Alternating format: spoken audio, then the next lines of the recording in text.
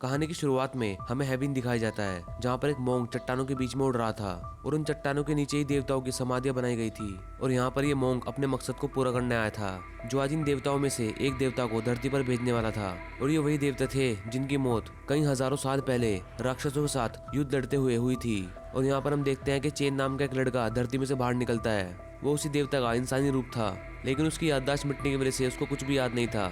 और तभी अचानक उस मोंग ने उस पर हमला कर दिया और उसको बताया कि आने वाले कुछ ही समय में उसको सब कुछ याद आ जाएगा। और उसके बाद उस मोंग ने चैन को धरती पर धक्का दे दिया और वो सीधा जाकर एक तालाब में गिरा, जहाँ पर जुयू नाम की एक राजकुमारी नहा रही थी। और अचानक से वो नहाते हुए किसी अनजान व्यक्ति को देखकर डर गई। उसने जोर जोर से चिल्लाना शुरू कर दिया। उसके बाद उसने अपने सिपाहियों को आदेश दिया कि इसे जेल में ले जाकर बंद कर दो। इधर नालन नाम के गार्ड जैनब नाम के कैदी की मलहम पट्टी कर रही थी। और उस टाइम जैनब काफी गुस्से में था, क्योंकि जेल के कुछ कैदियों ने उस पर हमला कर दिया था और उस मुठभेड़ में उसे थोड़ी बहुत चोटें आई थी। नालन अपने काम में व्यस्त थी और इधर सारे कैदी कुछ प्लानिंग कर रहे थे। असल में उन सभी कैदियों ने जेल से भागने का प्लान बनाया था, क्योंकि उनको सेनापति सीमा ने सिर्फ इसलिए कैद किया था उनके पास जादू शक्तियां जो थी। और थोड़ी देर बाद सबका अच्छे से जायजा करने के बाद उन्होंने अपने छुपाए हुए हथियारों को निकालकर सिपाहियों पर हमला करना शुरू कर दिया। और ये देखते ही नालन और सलोन ने अपनी जान बचाने के लिए वहां से भागना शुरू कर दिया। और उसके बाद वो एक खास जगह पर गए, जहाँ पर दीवारों पर कुछ कागज चिपके थे। उन पर कुछ लिखा हुआ था। और जैसे जलोन ने उनमें से एक कागज को टच किया, अचानक से उसके हाथ में जादू शक्ति आ गई, क्योंकि ये कागज लोगों की शक्तियां छीनने के लिए लगाए गए थे। लेकिन एंड वक्त पर नालन ने जलोन का हाथ पकड़कर उसे बचा लिया। और इसके बाद उनके पास सिपाहियों का सामना करने के बजाय कुछ और ऑप्शन नहीं था। और थोड़ी देर बाद नालन को सभी कैदियों ने चारों तरफ से घेर लिया, लेकिन नालन ने काफी हिम्मत दिखाते हुए उन सभी का मुकाबला करना शुरू कर दिया। और इसी बीच एक सिपाही की तलवार उसके साथी के पेट पे लग जाती है। अब वो काफी गंभीर हालत में थी और जैसे वो सभी उन पर हमला करने वाले थे और ये खत्म ही होने वाले थे कि अचानक से वहाँ पर सीमा पहुंच गया। और तभी उसने कैदियों की जादू शक्तियां छीनकर उन्हें वापस जेल में बंद कर दिया और सबके साथ साथ जैलन को भी वापस जेल में भेज दिया। उधर घोड़े पे सवार राजकुमारी जुयू रस्सी से बांधकर चैन को जेल ले जा रही थी। लेकिन रास्ते में अचानक से कुछ लोगों ने उन पर हमला कर दिया। ये जंगल के लुटेरे थे जो वहाँ पर एक जादुई धनुष को लेने आए थे। और राजकुमारी को बचाने के लिए चैन ने भी उन पर हमला करना शुरू कर दिया, लेकिन हाथ बंधे होने के बावजूद भी वो सभी का अच्छे से मुकाबला कर रहा था। और जैसे उसके हाथों की रस्सियां खुली, अचानक से वो जादुई धनुष उसके हाथों में आ गया और इसकी मदद से उसने सभी को आसानी से हरा दिया। उसके साथ ये इंसिडेंट पहली बार हुआ था और उसके शरीर को जादुई शक्तियां झेलने की आदत नहीं थी, इसलिए वो जमीन पर गिरकर बेहोश हो गया। फिर शाम को जब राजकुमारी जुयू चैन को लेकर महल में पहुंची, तब नालन उसके स्वागत के लिए पहले से ही वहाँ पर मौजूद थी। फिर नालन ने उससे पूछा कि तुम इतने दिनों तक महल से दूर क्यों थी। तब राजकुमारी ने उसको बताया कि वो एक जादुई धनुष ढूंढने के लिए गई थी, जिसकी मदद से वो अपने राजा को ठीक कर सके। उनका राजा काफी दिनों से बीमार था। जब ये दोनों आपस में बात कर रही होती हैं, तभी अचानक से चैन को भी होश आ जाता है। और जैसे धीरे धीरे वो अपनी आंखें खोलता है, वो वहाँ पर नालन को देखता है। नालन को देखकर उसे अपनी प्रेमिका की याद आ गई थी, जो 10,000 साल पहले अचानक से गायब हो गई थी, क्योंकि 10,000 साल पहले चैन भी एक युद्ध में राक्षसों के खिलाफ स्वर्ग में लड़ रहा था। उसके बाद चैन चुपके से उठकर एक कमरे में पहुंच गया, जहां पर वो जादुई धनुष रखा हुआ था। और जैसे जुयू ने वहां पर देखा कि चैन तो वहां पर है ही नहीं, तभी उसने सिपाहियों को चैन को ढूंढकर जेल में बंद करने का आदेश दिया। फिलहाल चैन उस जादुई धनुष की शक्तियों से दूर जाने की कोशिश कर रहा था, लेकिन हर बार वो धनुष खींचकर उसे अपने पास ले आता। और इसी चीज का असर राजा की सेहत पर भी पड़ रहा था। जैसे चैन उस धनुष को पकड़ता, तभी राजा की तबीयत ठीक हो जाती और जैसे धनुष को छोड़ता, राजा फिर से एक बार बीमार पड़ जाता। और उसके बाद जुयू ने ये सब देखते हुए वो धनुष उठाकर राजा के हाथ में पकड़ा दिया, लेकिन वो अपने आप उड़कर वापस चैन के हाथ में चला गया, जो ठीक राजा के पीछे ही छुपा हुआ था। और जब राजा को चैन और जादू धनुष के रिश्ते के बारे में पता चला, तो उसने तुरंत ही चैन को दवाखाने में आराम करने के लिए भेज दिया। उधर सेनापति सीमा का बेटा लिंगोंग उससे मिलने के लिए आया, जो उसको बताता है कि राजकुमारी पर जो हमला कराया गया था, उसके पीछे सीमा और उसके बेटे का ही हाथ है। और इस हमले के जरिए वो राजकुमारी से वो जादू धनुष छीनने वाले थे।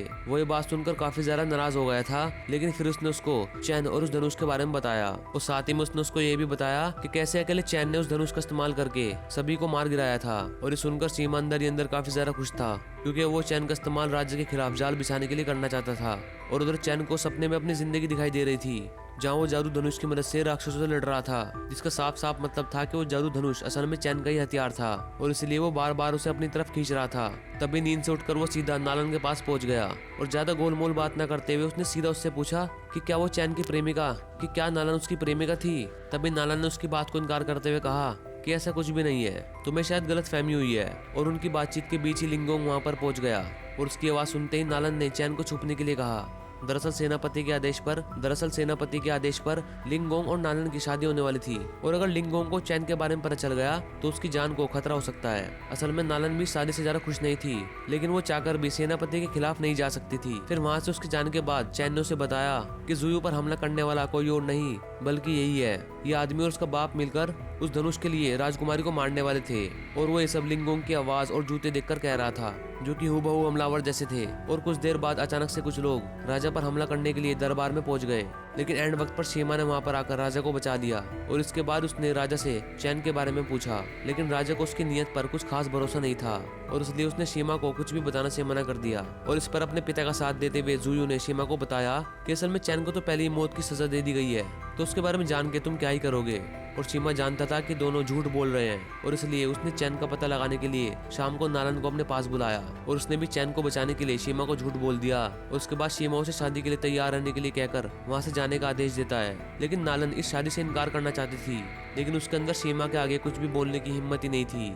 और उधर राजकुमारी शियू ने चुपके से चैन को पकड़कर जेल में भेज दिया, लेकिन वहाँ भी चैन खुद को आजाद करने में कामयाब हो गया, जिसके बाद उसने जुयू को ही अपना कैदी बना लिया। और उसके बाद सिपाहियों ने तुरंत ही शीमा को उसकी खबर दी।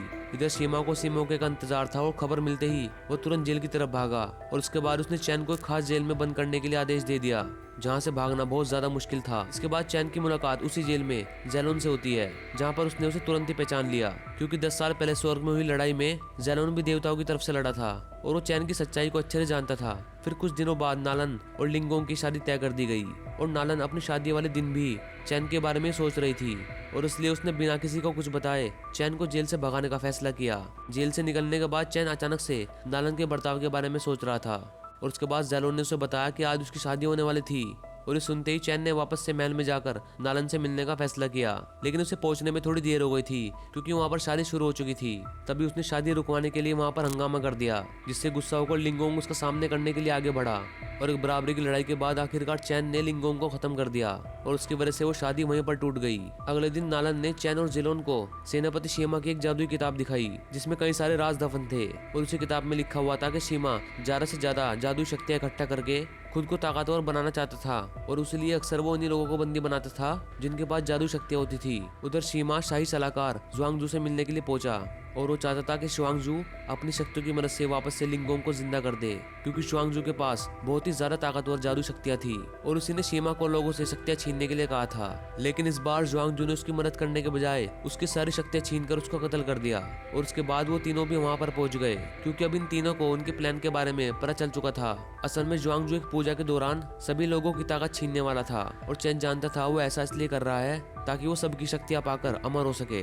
लेकिन अब इन तीनों ने ठान लिया था कि वो किसी भी हालत में इसके प्लान को कामयाब नहीं होने देंगे, और तभी शुआंगजू ने अपनी शक्तियों की मदद से उन तीनों को बड़ी आसानी से हरा दिया। तभी शाम को वो राजा से मिलने के लिए गया, जहाँ पर उसने अगले ही दिन राजा को पूजा का आयोजन रखने के लिए कहा। उसने राजा से झूठ बोलते हुए कहा कि असल में ये पूजा राजा की सलामती के लिए है, क्योंकि राजा को जादू शक्तियों के बारे में कुछ खास अता पता था नहीं, और इसलिए वो तुरंत इस पूजा के लिए मान गया। और अगले दिन राजा और उसकी बेटी और महल के सभी लोग इस खास पूजा के लिए इकट्ठा हुए, जहाँ पर पूजा शुरू भी नहीं हुई थी। तभी शुआंगजू ने उन सभी की शक्तियां छीन ली, और इस वजह से वो सभी लोग बेहोश हो गए। और तभी चैन और ज़ैलोन भी वहाँ पहुंच गए, और जुआंगजू को रोकने के लिए ज़ैलोन ने ड्रैगन का रूप ले लिया, और उधर चैन भी अपने जादू धनुष के साथ पूरी तरीके से तैयार था। और उसके बाद दोनों ने मिलकर अपनी पूरी ताकत से जुआंगजू को हरा दिया, और उसके मरने के बाद राजा और बाकी सभी लोगों को होश आ गया। तभी चैन की याददाश्त भी पूरी तरीके से वापस आ गई। फिर वो उन सभी को अलविदा कहते हुए स्वर्ग की ओर चला जाता है।